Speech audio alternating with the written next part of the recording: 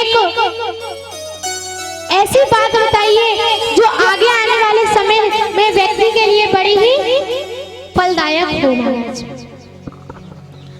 और दूसरा प्रश्न किया कि जब धर्मशास्त्र बहुत है, हमने इनके नाम तक मालूम नहीं है महाराज। इतने शास्त्र हैं, इतने धर्म हैं, इतने वेद हैं, किंतु हमें इनके नाम किसी के नहीं मालूम है। इनमें से सारे शास्त्रों का सार ये श्रीमद् भागवत है। केवल इस श्रीमद् भागवत की महिमा को हम जानते हैं। तीसरा प्रश्न किया कि भगवान ने संकल्प से संसार बनाया और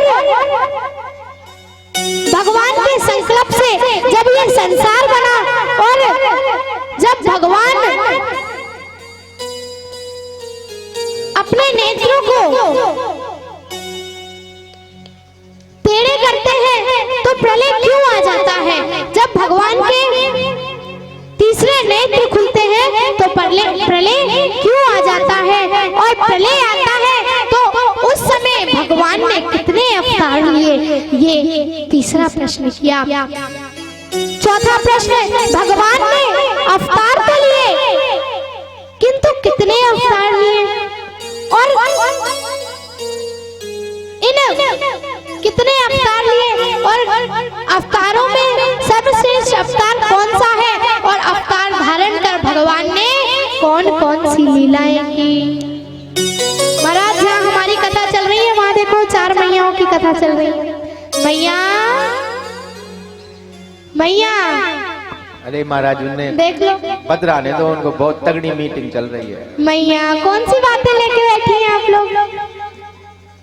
कर लेने माता के मंदिर पे चुगली कर रही है। देख रही बहुत दिनों में मिली है महाराज जी, ये कहीं कहीं से आई हैं।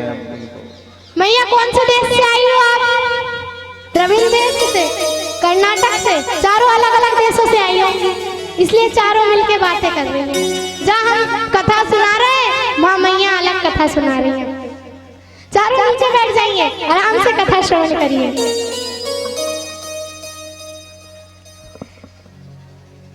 ऐसा नहीं है कि मेरी दृष्टि सिर्फ श्रीमद् भागवत श्रवण कराने में, सब पे दृष्टि है मेरी, चारों ओर। तो कहा भगवान ने अवतार तो लिए और उन अवतारों में कौन कौन सी लीलाएं की? ये 5वां प्रश्न किया। और आखिरी और अंतिम प्रश्न कि भगवान के सुधाम गमन के पश्चात धर्म किसकी शरण में चला गया महाराज? तब ये 6 प्रश्नों को सुनकर सूची बड़े प्रसन्न हुए। कहा, हे ऋषियों, तुमने इतने उत्तम प्रश्न किए हैं कि मेरा दिल गदगद हो गया है, मेरा मन गदगद हो गया है महाराज। बोलते हैं कि जब श्री सुखदेव जी परीक्षित जी को कथा सुना रहे थे तब देवता अमृत का कलश लेकर आ पहुंचे और कहा कि हे सुखदेव जी, ये जो आप कथा सुना रहे हैं ये कथा अमृत आप हमें सुना दीजिए। और ये जो अमृत पान है ना, अमृत है ना, अमृत कलश है, ये परीक्षित जी को पिला दीजिए, इससे अमृत जी अमर हो जाए। तब श्री सुखदेव जी मुस्कुराते हुए कहते हैं, अरे देवताओं, तुम तो बड़े ही लालची हो, हीरा लेकर कांच दे रहे हो।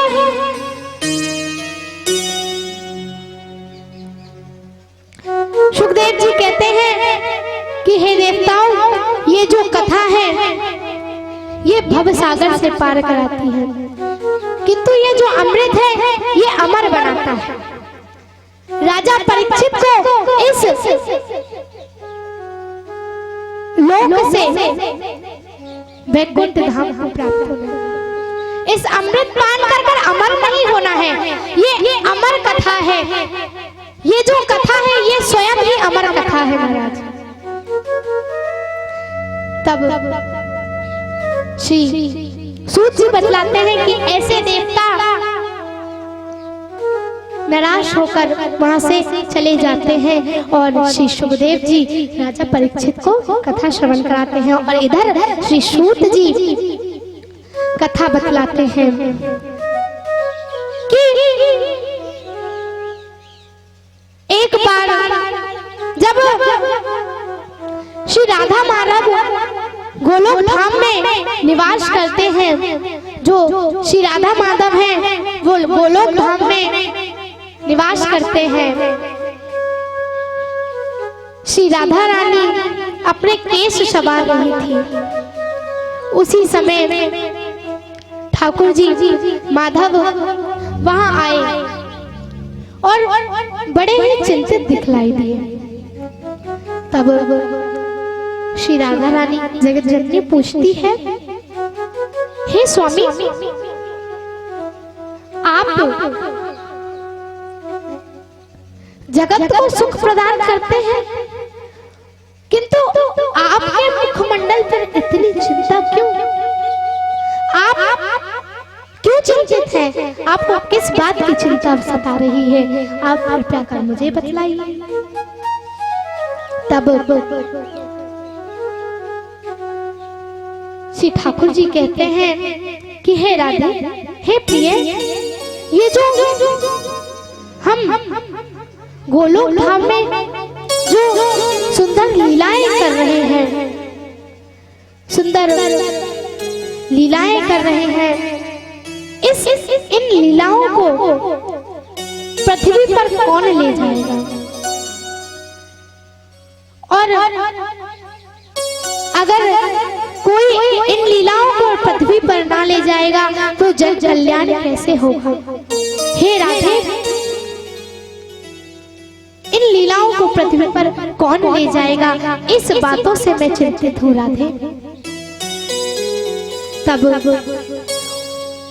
श्री राधा रानी के शिष्य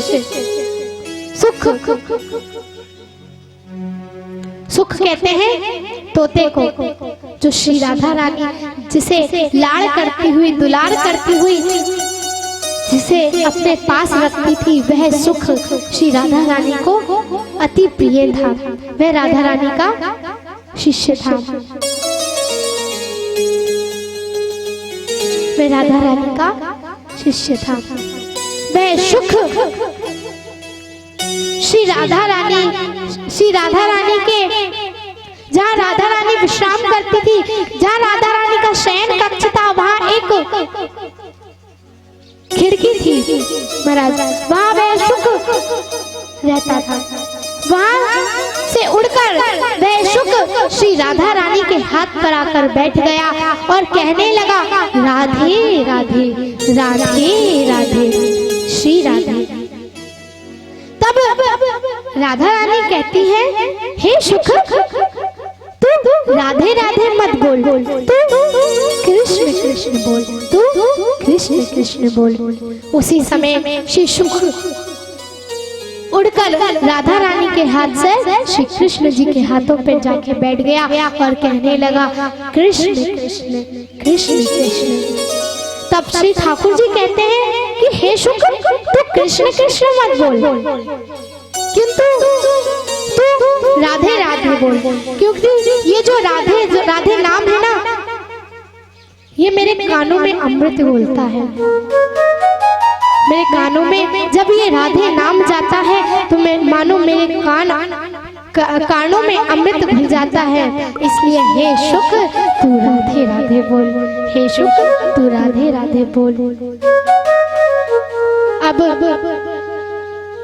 सुख बड़ा विविधा में पड़ गया। राधा रानी के पास जाऊं तो कहते हैं कृष्ण कृष्ण बोल, कृष्ण जी के पास जाऊं तो कृष्ण जी बोलते हैं राधे राधे बोल।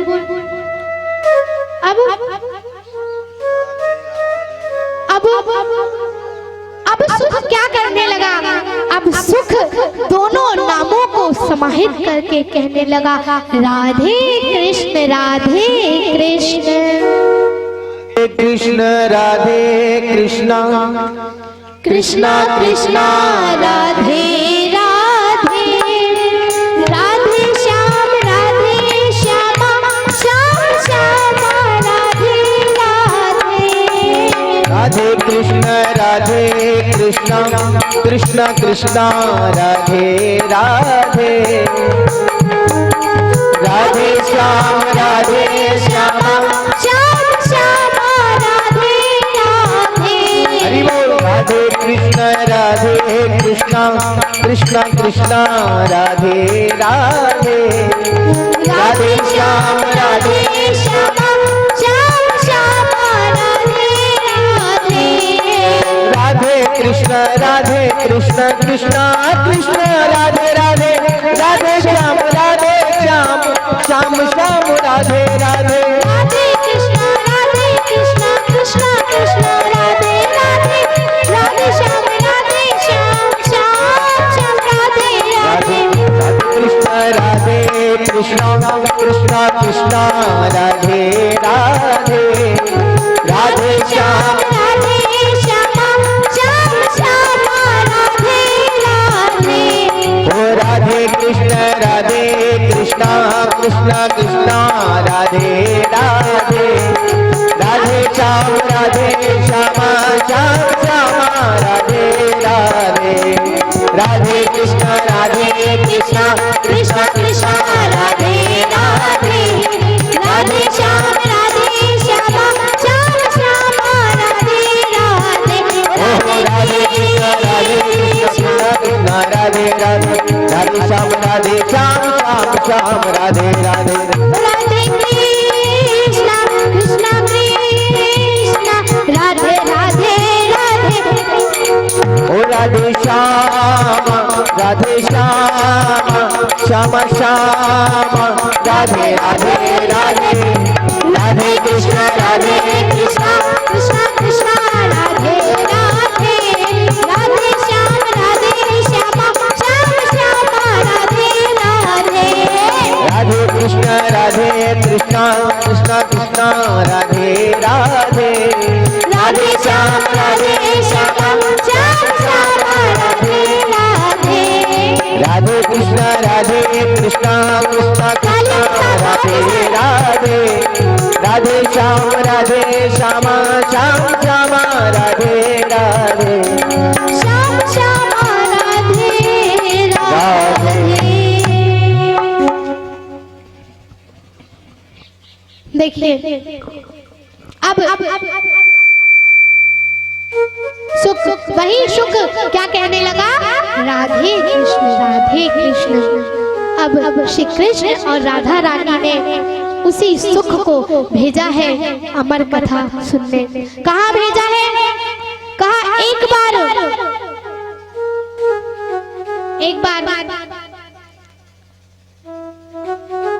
भोलेनाथ जी कैलाश पर्वत से कहीं भ्रमण करने गए।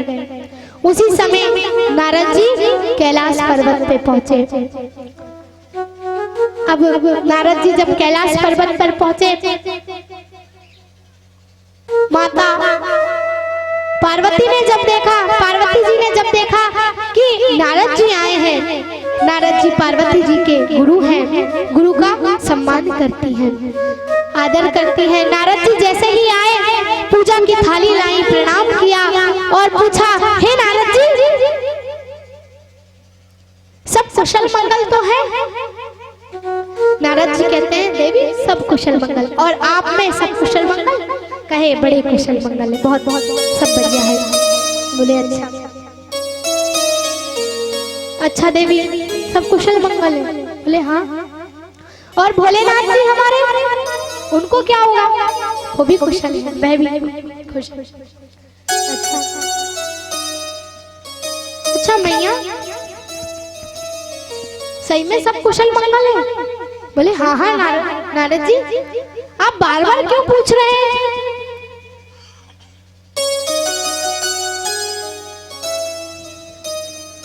बोले मुझे लगता है कि भोलेनाथ जी आपसे कुछ छुपाते हैं। बोले नारद जी आप ऐसा क्यों कह रहे हैं? अच्छा भोलेनाथ जी आपको सारी बातें बताते हैं? पार्वती जी कहती है हाँ हाँ भोलेनाथ जी हमें सारी बातें बतलाते हैं।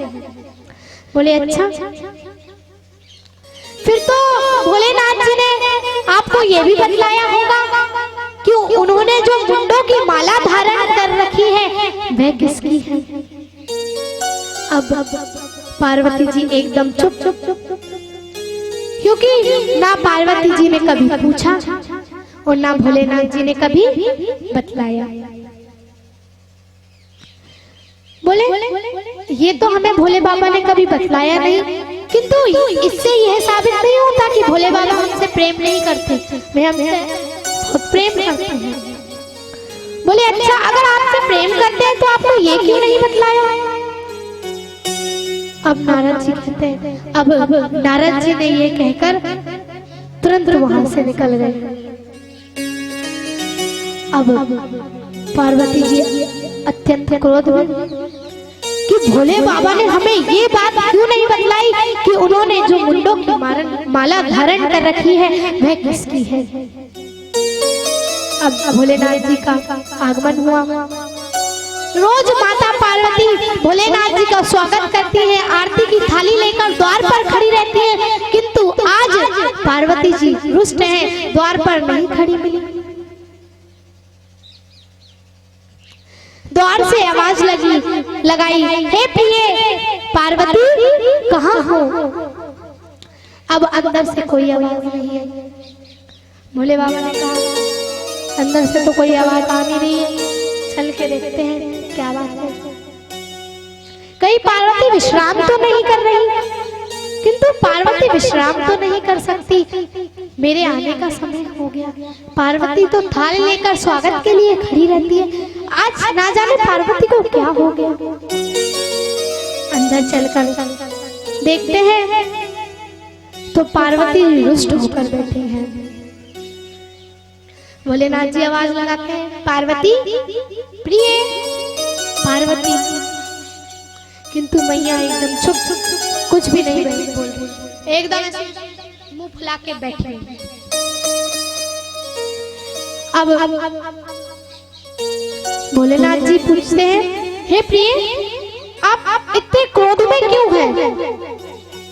बोले आप तो हमसे बात ही मत करो। बोले क्यों? नहीं आप हमसे बात ही मत करो, आप हमसे बहुत बातें छुपाते हैं। बोले हमने क्या आपसे बातें छुपाई? नहीं आप हमसे बहुत बातें छुपाते हैं। अब भोलेनाथ जी समझ गए आज हमारे कैलाश पे नारद जी का आगमन हो गया था महाराज, इसलिए पार्वती जी नारद जी आए होंगे अवश्य। भोलेनाथ जी समझ बोले हे प्रिय इतने क्रोध में क्यों हो? बोले आज तक आपने हमें बतलाया ही नहीं कि ये जो मुंडों की माला है ये आपने क्यों धारण कर रखी है। तब भोलेनाथ जी मुस्कुराते हुए कहते हैं, अरे प्रिय तुम्हें यही जानना है ना कि ये मुंडों की माला मैंने क्यों धारण कर रखी है? तो सुनो, ये जो मुंडों की माला है ये सारे मुंडे तुम्हारे हैं। जिस जन्म में तुम्हारी मृत्यु हुई है उस जन्म में मैंने तुम्हारे मुंडों को अपने गले में धारण कर रखा है। पार्वती जी प्रसन्न हो गई, बाबा ये मेरे मुंड हैं? अच्छा ये मेरे मुंड है तो हर जन्म में मेरी ही मृत्यु क्यों होती है? आपकी मृत्यु क्यों नहीं होती?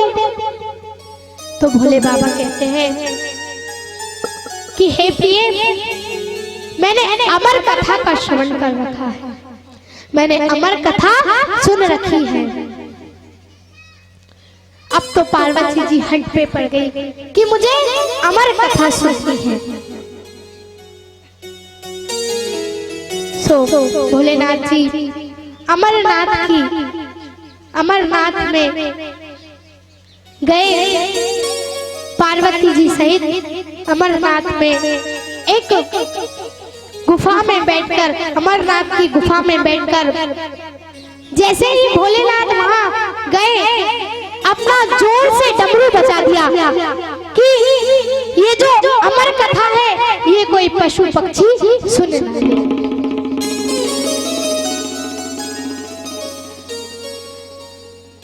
कोई सुन ना ले।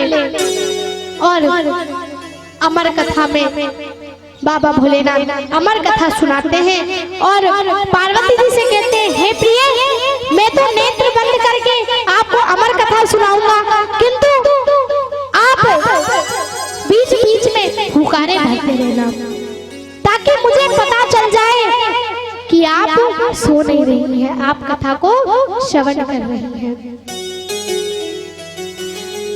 वहीं पर भोलेनाथ जी अमर कथा सुना रहे हैं और माता पार्वती तो निद्रा लग गई, माता पार्वती तो सो गई, किंतु हुकारे अभी भी आ रहे हैं। अब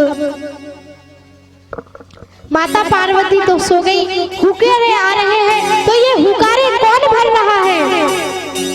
तो कहते हैं,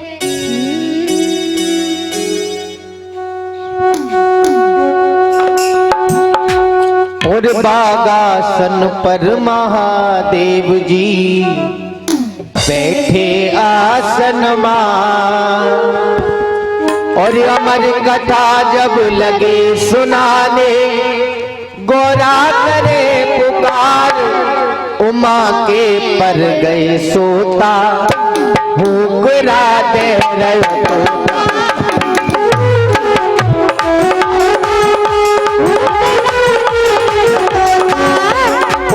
के पर गए सोता, हुकरा दे रहे तोता, उमा के पर गए सोता, हुकरा दे रहे तोता। बागासन पर महादेव जी बैठे, हो बागासन पर महादेव जी बैठे आसन मार, अमर कथा जब लगे सुनाने, सोता कर है पुकार, उमा के पर गए सोता, हुकरा दे रहे तोता, उमा के पर गए सोता, हुकरा दे रहे तोता।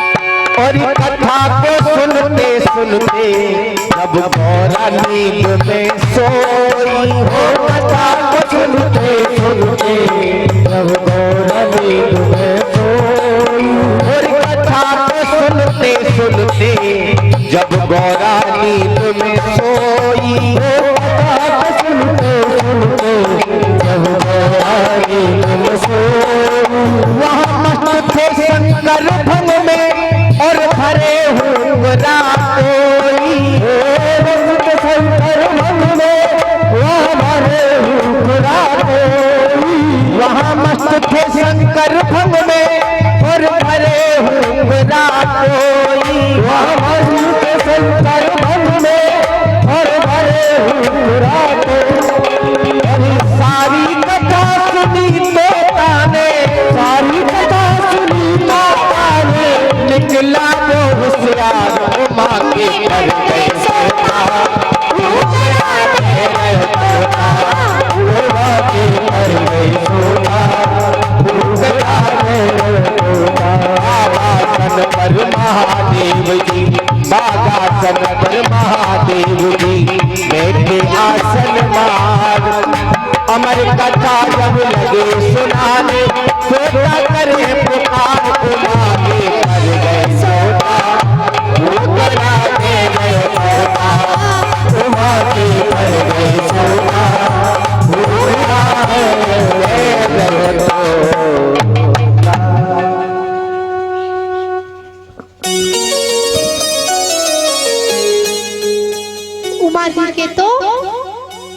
उमा जी को तो नींद लग गई। अब वह तोता कहाँ से आया? बाबा ने तो डमरू बजा दिया था, किंतु एक वट वृक्ष पे एक तोते का अंडा था, जो अमर कथा के प्रभाव से फूट गया था महाराज। और वह तोता कौन था? वह तोता वही शुक था जो श्री राधा रानी ने गोलोक से भेजा था, जो अमर कथा सुन रहा है। अब बाबा जी कथा सुना रहे हैं, हुक्के आ रहे हैं। बाबा देखते हैं कि कथा सुना रहा हूं और पार्वती तो सो गई है, किंतु ये हुक्के कौन भर रहा है? जैसे ही दृष्टि उस सुख तोते पे गई, बाबा बड़े क्रोधित हो गए महाराज। अब सुख भयभीत हुआ, भागा बाबा अत्यंत क्रोधित। आगे आगे सुख जी, पीछे पीछे महादेव जी, आगे आगे सुख जी, पीछे पीछे महादेव जी। अब वह तोता पहुंच गया बद्रिक विशाल श्री वेदम व्यास जी के यहाँ। जैसे पहुंचते ही वेदम व्यास जी के यहाँ पहुंचे, और जैसे ही वेदम व्यास जी की यहाँ पत्नी ने जैसे ही उबासी ली, वह सुख श्री वेदम व्यास जी के धर्म पत्नी के मुख के द्वारा उनके गर्भ में प्रवेश हो गए महाराज। अब पीछे से भोलेनाथ जी आते हैं और कहते हैं, हे व्यास जी, हे वेद व्यास जी, बाहर निकालो, आपके यहाँ मेरा एक अपराधी घुस गया है। बोले भोले बाबा जी शांत हो जाइए, ऐसा क्या अपराध कर दिया किसी ने जो आप इतने क्रोधित हैं? बोले एक तोते ने छिपकर, मैं अमर कथा सुना रहा था, उसने अमर कथा श्रवण कर ली। तो व्यास जी कहते हैं, कहे व्यास जी भोले बाबा लीजे तनिक बिचारी। कहे व्यास जी भोले बाबा लीजे तनक बिचारी। कैसे सुनता होता जो ना होता कथा के अधिकारी।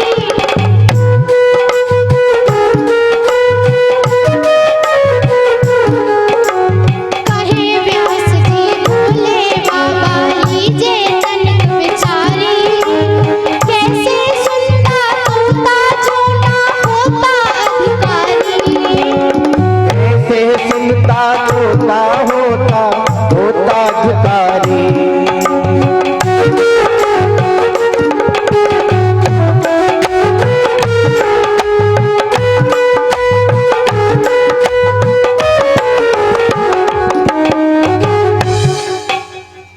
तब व्यास जी कहते हैं, हे भोले बाबा तनिक विचार कीजिए कि जो कथा के अधिकारी नहीं होता है वो कैसे श्रवण कर सकता है कथा को।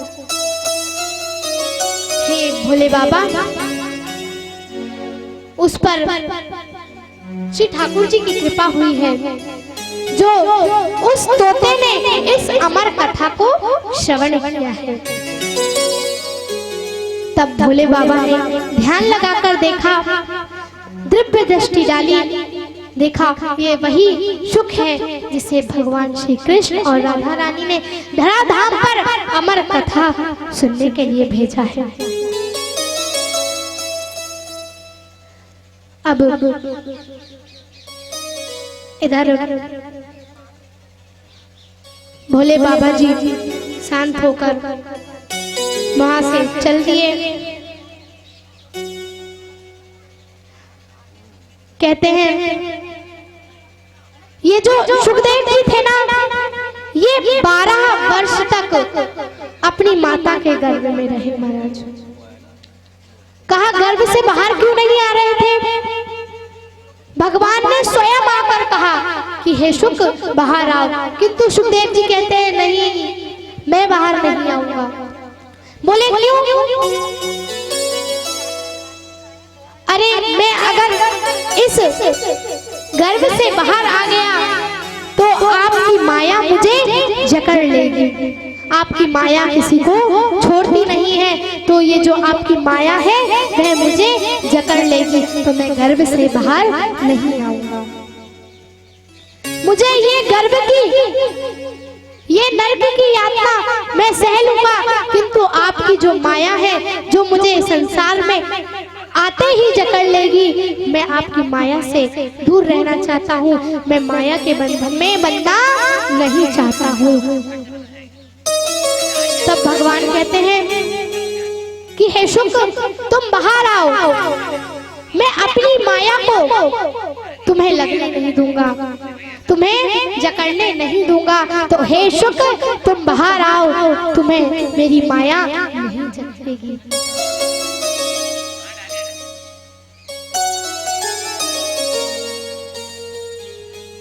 देखिए ये जो गर्भ की यातना है ना, ये बड़ी ही कष्टदायी है महाराज।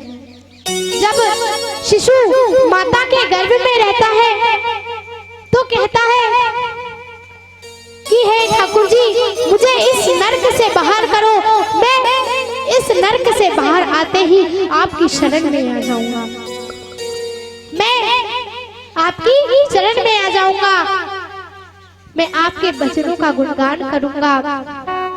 किंतु जैसे ही वह शिशु गर्भ से बाहर आता है और रोने लगता है, काओ काओ मैं कहाँ आ गया, सब कुछ वही भूल जाता है और माया के चक्कर में फंस जाता है महाराज। इसलिए सुखदेव जी कहते हैं कि हे प्रभु मैं आपकी माया के वश में नहीं आना चाहता हूँ। तब भगवान कहते हैं कि हे शुक जो मेरे चरण पकड़ लेता है ना, उसे मेरी माया नहीं पकड़ती है, उसे मेरी माया नहीं पकड़ती है। जो मेरे ठाकुर के चरण पकड़ लेता है, जो मेरे बिहारी जी के चरण पकड़ लेता है, उसे भगवान की माया भी नहीं पकड़ सकती। तो हे शुक तुम गर्भ से बाहर आओ। अब श्री सुखदेव जी गर्भ से बाहर आए और गर्भ से बाहर आते ही तुरंत वन की ओर भाग।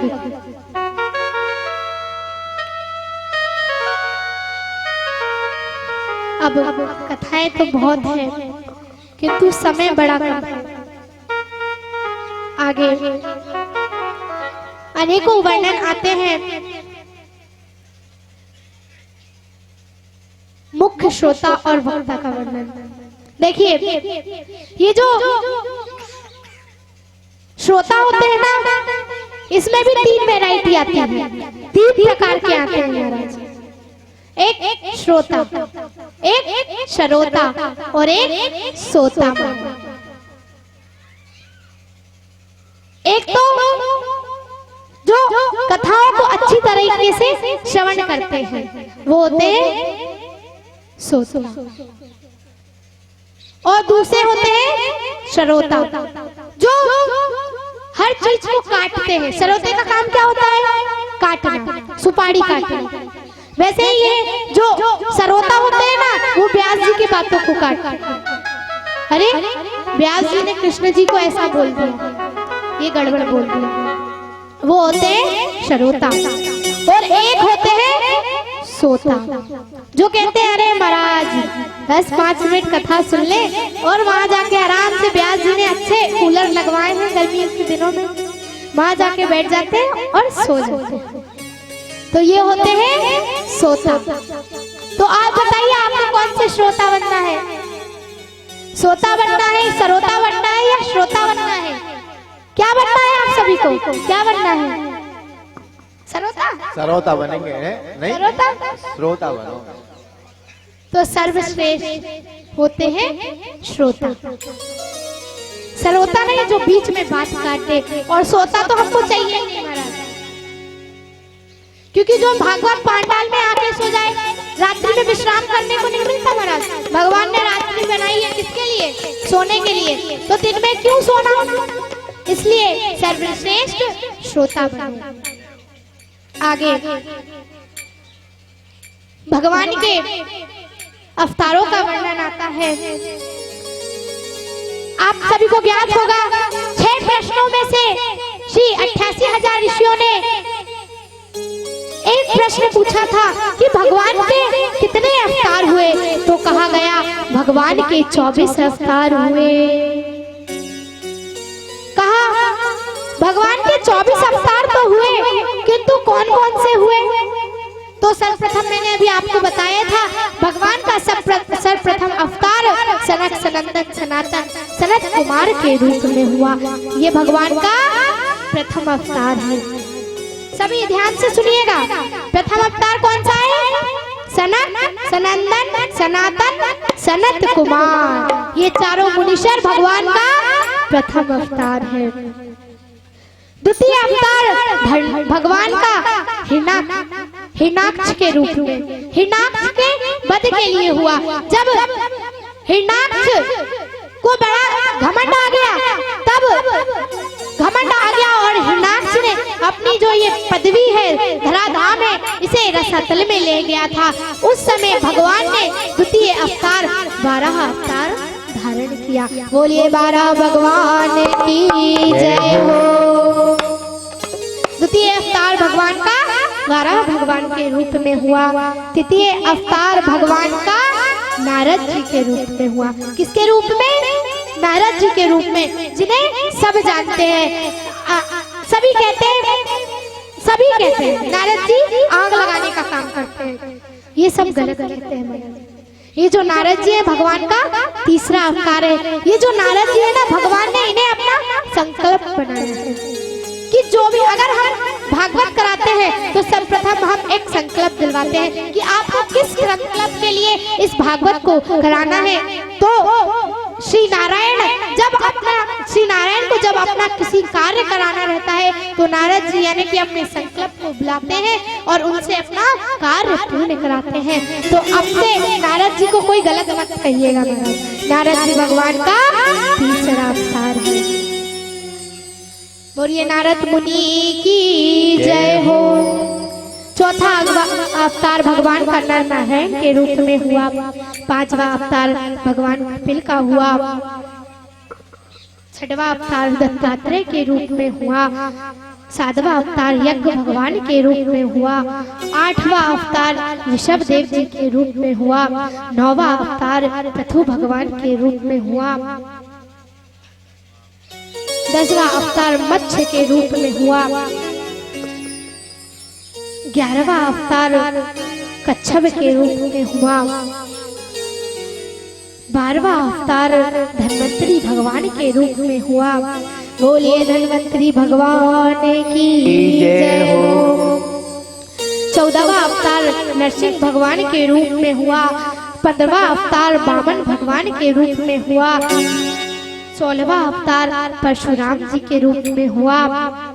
और 7वां अवतार वेद व्यास जी के रूप में हुआ, जिन्होंने इस श्रीमद् भागवत की रचना की है।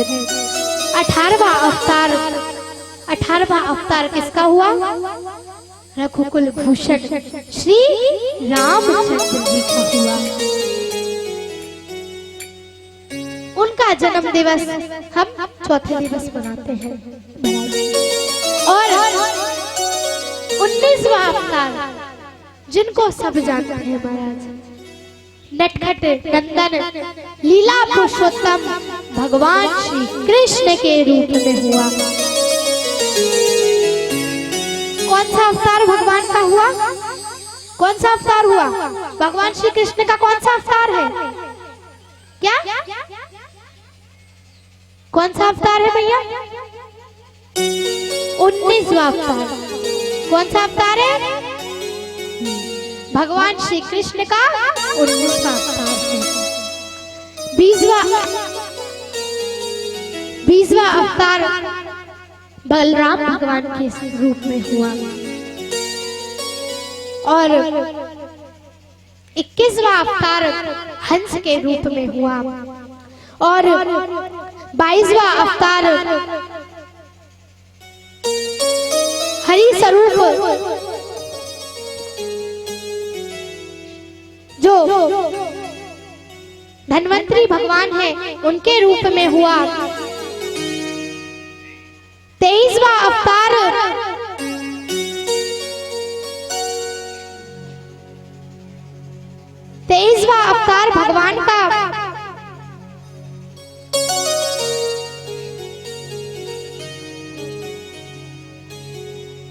अवतार भगवान का बुद्ध भगवान के रूप में हुआ और 24वां अवतार अभी तक हुआ नहीं है।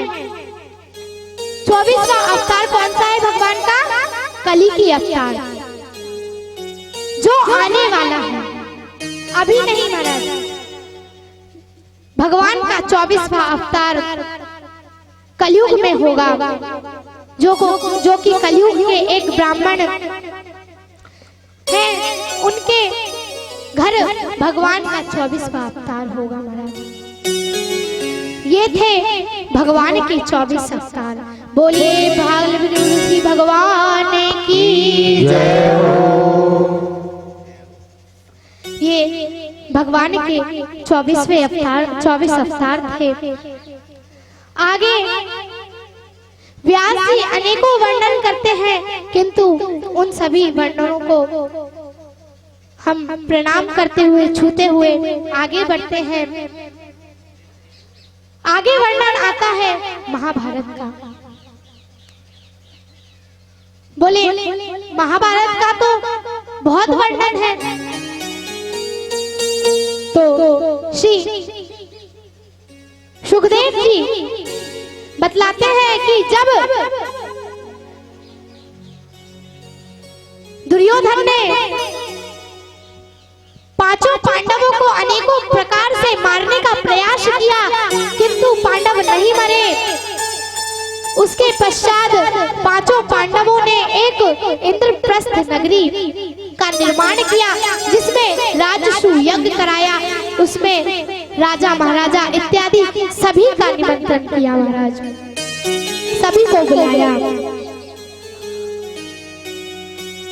देखिए कथाएं तो बीच में बहुत छूट गई हैं, किंतु उन्हें सिर्फ स्पर्श करते हुए हम आगे बढ़ते हैं।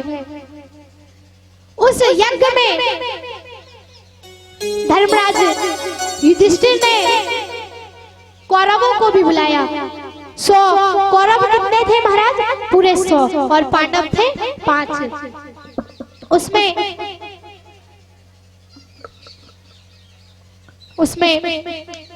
उन्होंने कौरवों को भी बुलवाया। अब कौरव आए, कौरवों ने देखा कि इस इंद्रप्रस्थ नगरी में बड़े बड़े खंभे लगे हुए हैं। अब दुर्योधन आया। दुर्योधन ईर्ष्या करने लगा, जलने लगा, पांचों पांडवों से ईर्ष्या रखने लगा। 100 कौरव पूरे पांडवों से जलते थे, ईर्ष्या करते थे। किंतु जब इस इंद्रप्रस्थ नगरी का निर्माण किया ना, जब तो कौरव जल के राख हो गए, बहुत जलने लगे। अब दुर्योधन आया। दुर्योधन ने देखा महाराज, जैसे समतल जमीन होती है वहां दुर्योधन को जल दिखाई देने लगा, और जल के जगह पे समतल जमीन दिखाई देने लगी। अब जहाँ जमीन होती वहां तो दुर्योधन धोती ऊंची करके चलने लगता, और जहाँ पर जल होता वहां दुर्योधन के पाँव में गिर जाता, दुर्योधन वहां गिर जाता। अब से देखकर द्रौपदी हास्य उड़ाने लगी कि अंधे का पुत्र अंधा ही है। उसी समय दुर्योधन को बड़ा क्रोध आया, किंतु दुर्योधन शांत था उसी समय दुर्योधन ने अपने मन में ठान लिया कि एक दिन तुझे अपमानित नहीं कर दिया तो मेरा नाम दुर्योधन। अब आज जितनी कथा हो सकी मैंने उतनी कथा कही, किंतु आगे जो महाभारत का वर्णन है उसके बारे में मैं आप सभी को कल बतलाऊंगी। जय हो।